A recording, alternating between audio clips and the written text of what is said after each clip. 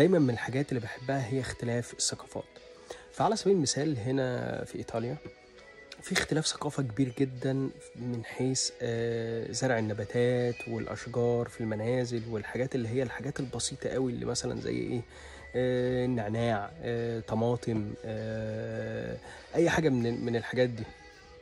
فلو بصينا هنا مثلا السكشن ده هنا في ماركت يعني، فبيبيعوا كل الفازات والحاجات اللي هي ايه تقدر من خلالها تزرع وكده يعني. كمان موجود هنا اللي هي التربة تقدر تشتريها حتى في السوبر ماركت العادي يعني. فتلاقي هنا الاسعار كام بقى يعني، ده تشجيعا، انا بحس تشجيع يعني مش اكتر. شايفين كل الفازات دي اقصى حاجة يعني اللي في ايدي دي الواحدة منهم بحوالي 2 يورو.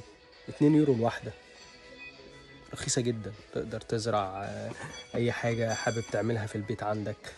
كمان بتشجع الأطفال، لو عندك أطفال في البيت يقدروا يحطوا بقى إيه بلانتس كده صغيرة، ويقدروا بقى يتابعوها كل يوم، وعندهم بقى إيه زرعة كده صغيرة بيحاولوا يزرعوها ينموها. كمان شايفين كل أنواع مثلا البخاخات اللي عايز تعملها.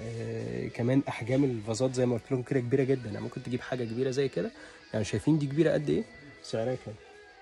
4 يورو، رخيصة جدا.